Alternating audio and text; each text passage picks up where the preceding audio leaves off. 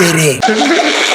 ഇദ്ദേഹം ഒരുപാട് നാൾക്ക് ശേഷം മര്യാദയ്ക്ക് ഡബ് ചെയ്ത് അഭിനയിച്ച ഒരു സിനിമയാണ് ഇതെന്ന് എനിക്ക് തോന്നിപ്പോയി. കാരണം ഈ സിനിമയിൽ ഇദ്ദേഹത്തിന്റെ ഡബിങ് വളരെ നന്നായിരുന്നു. അല്ലാതെ കാലത്തെ എണീറ്റ് മോച്ചവാരിലെ റമ്മടിച്ച് അതല്ല ഇതിൽ ചെയ്തേക്കുന്നത്. നല്ലപോലെ അയാൾ സംസാരിച്ചിട്ടുണ്ട്. എനിവേ നമുക്ക് സൂത്രവാക്യം പറക്കാനെടുക്കാം. അപ്പൊ തുടങ്ങാം ഗൈസ്. ഒരു സ്കൂള്, കുറച്ച് പിള്ളേര്, ഒരു പോലീസ് SHO, ഒരു നാട്ടുംപുറം, ഒരു കിണറ്, കുറച്ച് വേസ്റ്റ്, ഇതെല്ലാം കൂടി ചേർന്ന ഒരു സിനിമയാണ് ഈ സൂത്രവാക്യം. നോക്കൂ, ഞാൻ ആദ്യം തന്നെ ഒരു മുൻകൂർ ജാമ്യം എടുത്തോട്ടെ. ഈ പടത്തിന് നല്ലൊരു പ്ലോട്ട് ഉണ്ടായിരുന്നു. ഇത് കുറച്ചുകൂടി നന്നായിട്ട് എടുത്തിരുന്നെങ്കിൽ നല്ലൊരു സിനിമ ആയിരുന്നേനെ. ബട്ട് അൺഫോർച്ചുനേറ്റ്ലി അരി വാങ്ങാൻ ചെന്നപ്പോൾ റേഷൻ കട അടച്ച പോലത്തെ അവസ്ഥയായി പോയി ഈ പടത്തിന്റേത്. നമ്മുടെ ടോമണ്ണൻ ഒരു SHO ആണ്. അവരുടെ പോലീസ് സ്റ്റേഷന്റെ മുകളിൽ കുറച്ച് പിള്ളേർക്ക് ട്യൂഷൻ എടുക്കുന്നുണ്ട്. പുള്ളി മാത്സിൽ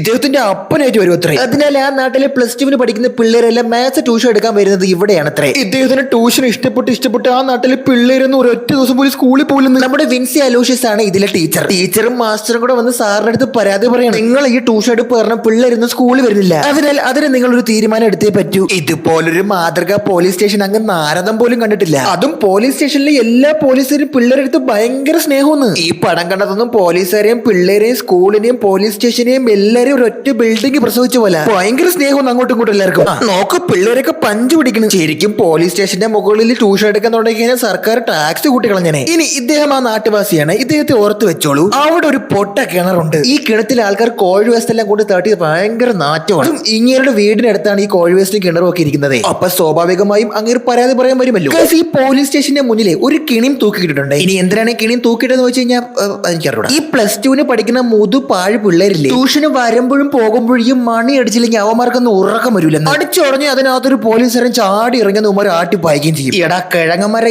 7 കഴുത വയസ്സാച്ച് ഈയൊക്കെ ഇപ്പോഴും മണിയടിച്ച് കളിക്കണ.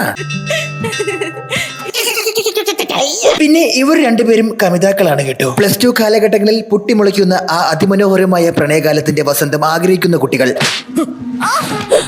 ആ ആഗ്രഹം ഒന്ന് സാഫല്യമായി. ഇത് നേരത്തെ കാണിച്ച കമിതാവായ കുട്ടിയുടെ സേട്ടനാണ്. ഇവനൊരു പ്രത്യേകതര സേട്ടനാണ്. ഇവൻ ഈ പെണ്ണിനെ കണ്ടുകൂടാ. ഇവൻ വന്നാലും പോയാലും നിന്നാലും ഒക്കെ ഈ പെണ്ണിനെ ചുമ്മാ എടുത്തിട്ട് അടിക്കും. KGF2 കണ്ടിട്ട് വന്നിട്ട് വയലൻസ് എന്ന് പറഞ്ഞ് അവന്റെ രോഷം മൊത്തം വന്ന് ഈ പെണ്ണിന്റെ പുറത്താണ് തീർക്കണം. അമ്മാതിരി സൈക്കോ. നല്ല സൈക്കോ വയ്യാതെ ഇവൾ ഈ ഉപദ്രവമൊക്കെ ഒരു ദിവസം വന്ന് ടീച്ചറെ തുറന്നങ്ങ് പറയും. ടീച്ചർ അത് നേരെ വന്ന് കള്ളനെ പിടിക്കാൻ വേണ്ടി പോകുന്ന SHO എടുത്ത് പറയും. SHO പറയും കള്ളനെയൊക്കെ നാളെ പിടിക്കുക, ആദ്യം പിള്ളേര് പിന്നെ കള്ളൻ. സോ ഗയ്സ്, ഇതാണ് ആ കിണർ. എല്ലാവരും വേസ്റ്റ് കൊണ്ടുവരുന്ന ആ പൊട്ട കിണർ. ഇത് എങ്ങനെയെങ്കിലും മൂടണം എന്നുള്ളൊരു അധോലോക പ്രശ്നം അവിടെ നടക്കുകയാണ്. ഈ നാട്ടിലെ പോലീസുകാരുടെ മെയിൻ പണി എന്നൊക്കെ പറഞ്ഞു കഴിഞ്ഞാൽ ഈ കിണർ മൂടുക, പിള്ളേർക്ക് ട്യൂഷൻ എടുക്കുക, അവിടെയൊക്കെ ഇങ്ങനെ കറങ്ങിയെടുക്കുക. ഒരു കൊലവെട്ടിയ കേസ് പോലും സ്റ്റേഷനിൽ അല്ലാതെ വരുമെന്ന് തോന്നുന്നില്ല. ഇത് ഇവിടെ സ്വിറ്റ്സർലൻഡിലായിരിക്കുന്ന അല്ല, അവിടെയാണ് ഈ ക്രൈം ഒന്നും ഇല്ല, ജയിലൊക്കെ ഒഴിഞ്ഞു കിടക്കുന്ന സ്ഥലമേ.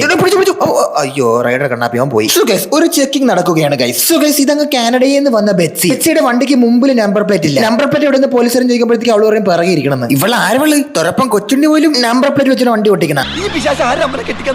അതും പോരാഞ്ഞിട്ട് ലൈസൻസ് ചോദിക്കുമ്പോഴത്തേക്കുമേ അവള് കാനഡ ലൈസൻസ് എടുത്ത് കൊടുക്കും. അതേ കൊള്ളാം. ആധാരം വെച്ചിരുന്നെങ്കിൽ അവൾ ആധാരം എടുത്തിട്ട് കൊടുത്തിട്ട് ഒരു ചിരി കൂടെ ചിരിച്ചു. നിഷ്കളങ്കതയുടെ കളസം കീറിയവളെ.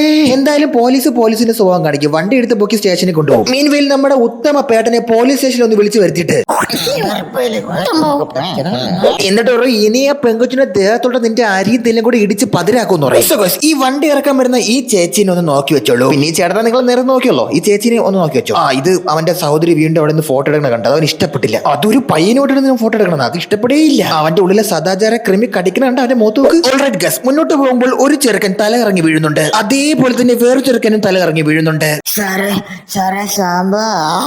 ഇനി അതെന്താണെന്ന് ചോദിക്കാൻ പോലും SHO നേരിട്ട് ഹാജരായിട്ട് പിള്ളേരെടുത്ത് കാര്യം തിരക്കണം. എന്തിന്റെ പിള്ളേരെ നിങ്ങൾ തലയിറങ്ങി വീണ? എടീ, SHOക്ക് വേറെ പണിയൊന്നും ഇല്ലേടേ. ഇവിടേക്ക് ഒരു SHOനെ കണ്ടിട്ടണമെന്നുണ്ടെങ്കിലേ 3 ദിവസം തപസ്സിരുന്നാലേ അങ്ങനെ കാണാനെങ്കിലും പറ്റൂ. ഇനി തലകറങ്ങി വീണ കാര്യം ചോദിക്കുമ്പോൾ പിള്ളേര് പറയും +2 ഒക്കെ ആയില്ലേ, നമ്മള് വലിയ പിള്ളേരൊക്കെ ആയില്ല, അപ്പൊ ഏത് മൂട് മച്ചാൻ പറഞ്ഞ് കുറച്ച് ബംഗാളി ബീഡി കിട്ടിയിട്ടുണ്ട്, നമുക്ക് എല്ലാവരും കൂടെ അത് പോയി നിന്ന് വലിക്കാന്ന്. അങ്ങനെ അവരെല്ലാരും കൂടി ഒരുമിച്ചിരുന്ന് വട്ടം കൂടി ഇന്ന് സിഗരറ്റ് വലിച്ചുകൊണ്ടിരിക്കുന്ന സമയത്ത് അവർ ചാരി ഇന്ന് ബിൽഡിങ്ങിന്റെ മുകളിൽ നിന്ന് വേറൊരുത്തൻ ബുക്ക് വലിക്കണം തോന്നുന്നതിരുന്ന്. അതുവഴി ഭയങ്കര പുക.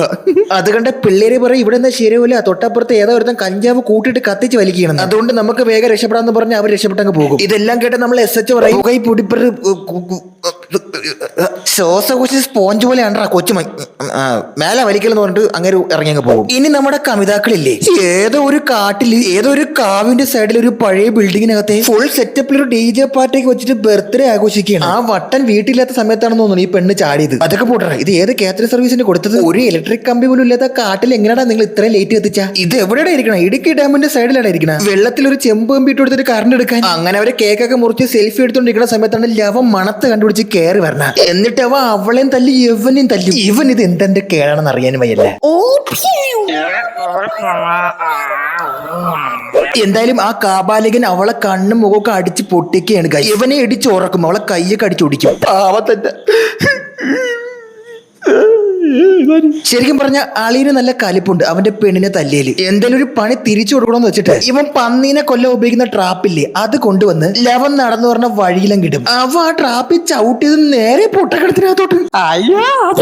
ഇവൻ കുറച്ച് ദിവസമായിട്ട് അവനെ ഒബ്സർവ് ചെയ്യുന്നുണ്ട്, ഇവ ഇവിടെ വരുന്നതും പോകുന്നതും ഒക്കെ. അപ്പൊ അങ്ങനെ ഒബ്സർവ് ചെയ്തിട്ട് കറക്റ്റ് ആയിട്ട് അവൻ കൊണ്ടുപോയി പൊട്ടക്കിണത്തിന്റെ ഫ്രണ്ടിൽ തന്നെ കൊണ്ടുവയ്ക്കുന്നത്. പക്ഷേ പൊട്ടക്കിണത്തിനകത്ത് ഇവൻ വീഴുമെന്ന് വിചാരിച്ചില്ല. അതൊരു ഷോക്കായി പോയി അളിയന്. ഈ സംഭവം നടന്ന കാരണം കുറച്ച് ദിവസം സ്കൂളിലൊന്നും പോകില്ല. അത് അന്വേഷിക്കാനായിട്ട് SHO നേരിട്ട് വീട്ടിലെത്തിയിട്ട് ചെറുക്ക് എന്ത് വീട്ടിൽ പോകണമെന്നൊക്കെ ചോദിക്കും. അപ്പൊ അവന്റെ അമ്മ പറയും പയ്യൻ ചില്ലാണ്, വേറെ ഒന്നുമില്ല, ചെറിയൊരു പനി. ഇനി നമ്മുടെ മറ്റേ കൂട്ടുകാരി സ്കൂളിൽ പോകണല്ലോ, അവളെ മറ്റവൻ തല്ലി അവശയാക്കിയത് കാരണമാണ് അവൾ സ്കൂളിൽ വരാത്തതെന്ന് നമ്മൾ SHO അറിയുന്നു. അങ്ങനെ അവളെ കാണാനും അവനെ കാണാനിട്ട് വീട്ടിൽ വരണട്ടാ. അവനെ വിളിക്കുമ്പോഴത്തേക്ക് ഫോൺ എടുക്കണില്ലാന്ന്. പക്ഷെ അവന്റെ ഫോണിലാണെങ്കിൽ വീട്ടിൽ വെച്ചിട്ട് പോയതും. അപ്പൊ നമ്മൾ ടോം ചാക്കോ പറയും ആ ഫോണും എടുത്തോണ്ട് വരാനേ. അപ്പോഴും ഈ ഭീമരഘുവിനെ പോലെ ഇരിക്കണ ഈ തന്ത പറയും മോളെ ആ ഫോണും എടുത്തോണ്ട് വരും. എടാ കൈ ഒടിച്ച് മുഖം പൊളന്നിരിക്കണ ആ കൊച്ചിനെ കൊണ്ടുവരെ നിനക്ക് ആ ഫോൺ എടുപ്പിക്കണോടാ.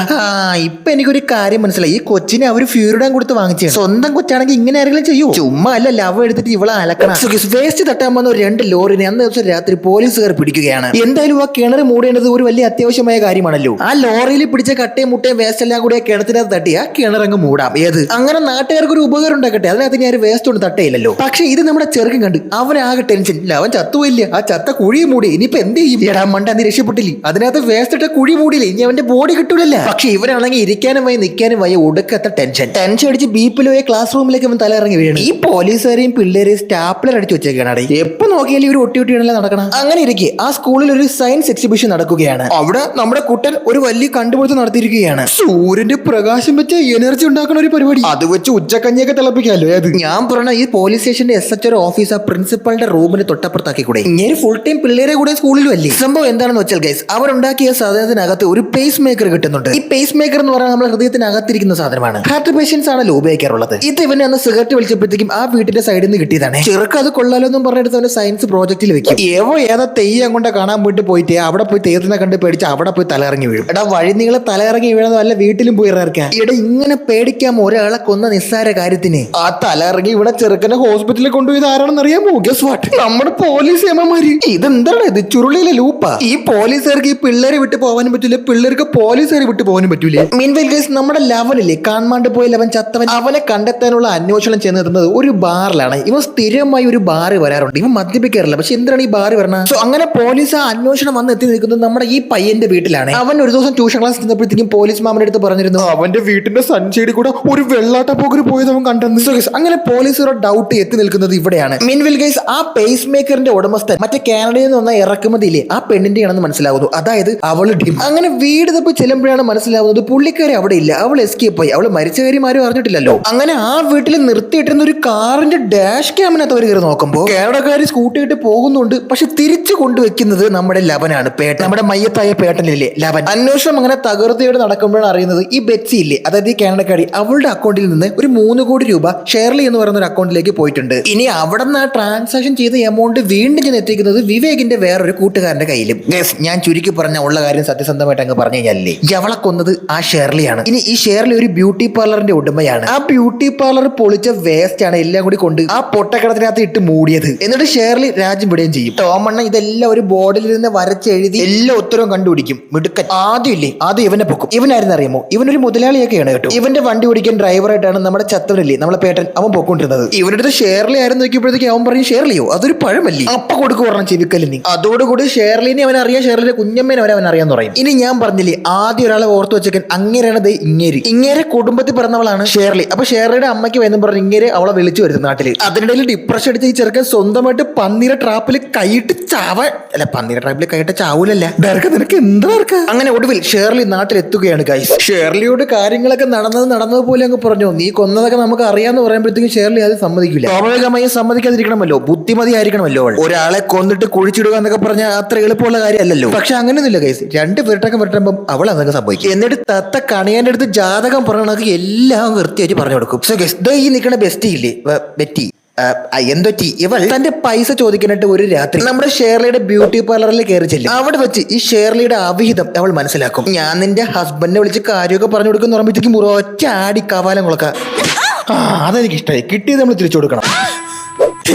നീ ഇവിടെ തോന്നറ മരഭൂതമേ, എന്തിനാ അവൾ അടിച്ചത്? എന്തായാലും അവന്റെ ഒരു ഒറ്റ അടിയിൽ ഹാർട്ട് പേഷ്യന്റ് ആയ അവള് മയ്യത്താവും ഗൈസ്. ഇനിയിപ്പോ എന്ത് ചെയ്യാൻ, ഒരു ക്രൈം നടന്നു പോയില്ലേ, അതങ്ങോട്ട് മറക്കുക. അങ്ങനെ ഇവളെ ബോഡിയിൽ ഇവിടെ പല പീസായിട്ട് കട്ട് ചെയ്ത് അസറ്റോൾ ഒഴിച്ച് ദഹിപ്പിച്ചിട്ട് ഓരോ പ്ലാസ്റ്റിക് കവറിലാക്കിയിട്ട് ആ പൊട്ടക്കിണത്തിൽ കൊണ്ട് തള്ളണം. പൊട്ടക്കിണത്തിൽ കൊണ്ട് തള്ളാൻ ടാസ്ക് ഏൽപ്പിച്ചത് നമ്മുടെ പേട്ടന്റെ. ഇതാണ് കഥ. ഈ അസറ്റോൾ ഇട്ട് കരിച്ചതിന്റെ സ്മെല്ലാണ് മറ്റേ പുള്ളി റിസേർച്ച് ഒഴിച്ചപ്പോഴത്തേക്ക് വലിച്ചേറ്റി ബോധം കിട്ടുന്നത്. മനസ്സിലായോ? അല്ല, എന്റെ സംശയം ഈ ബ്യൂട്ടി പാർലറിനകത്ത് എന്തിനാണ് ഈ കണ്ടെയ്നർ കണക്കിന് അസറ്റോൾ? അവിടെ ഫേഷ്യൽ ചെയ്യാൻ പറഞ്ഞവരെ മുഖത്തൊക്കെ ഇന്നാ പിടിച്ചോ, കുറച്ച് അസറ്റോൾ ഇരിക്കട്ടെ, ഇന്നാ കോരി ഒഴിച്ചു കൊടുക്കും മുഖത്ത് വെളുക്കാൻ വേണ്ടി. അങ്ങനെ ആരും കാണാതെ ഒളിച്ച് ഓരോ ദിവസമായിട്ട് ഇവൻ പൊട്ടക്കിണത്തിൽ ഈ കവർ കൊണ്ടിടുന്നതിൽ ഒരു ദിവസമാണ് ആ ട്രാപ്പിൽ ചവിട്ടി ആ മണ്ടനും ആ കിണത്തിൽ വീണ് ചത്തത്. അങ്ങനെ പോലീസുകാർക്ക് മനസ്സിലാവുകയാണ് കേസ്. ആ കഷ്ണമായിട്ട് മുറിച്ച ബോഡി കിടക്കുന്നത് ആ പൊട്ടക്കിണത്തിനകത്താണെന്ന്. അത് തോണ്ടിയെടുക്കുന്ന കൂട്ടത്തിൽ മറ്റവില്ലേ അവന്റെ ബോഡിയും കിട്ടും. അതോടുകൂടി അവനും മയ്യത്തായെന്ന് മനസ്സിലാകും. പിന്നെ നമ്മുടെ നിയമം അറിയാലോ, 100 നിരപരാധികൾ ശിക്ഷിക്കപ്പെട്ടാലും ഒരു കുറ്റവാളി പോലും രക്ഷപ്പെടണം എന്നാണല്ലോ. ആയതിനാൽ തന്നെ അവനെ പോലീസ് പിടിക്കുകയാണ് ഗൈസ്. ശരിക്കും ഈ സമയത്തുള്ള പ്രകടനമൊക്കെ നന്നായിരുന്നു കേട്ടോ. ഇവന്റെ അച്ഛൻ പറയുന്നുണ്ട്, അവൻ കൊച്ചു പയ്യനല്ലേ, അവനെ കൊണ്ടുപോകണ്ട സാർ, എന്നെ കൊണ്ടുപോകുന്നൊക്കെ പറയുന്നുണ്ട്.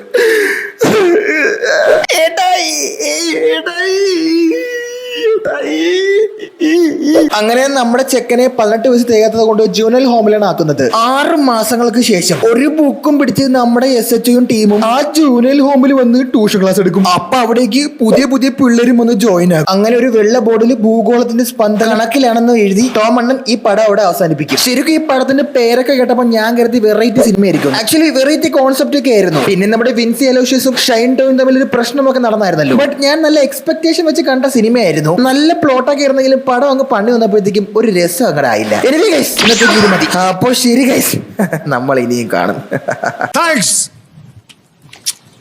Love you.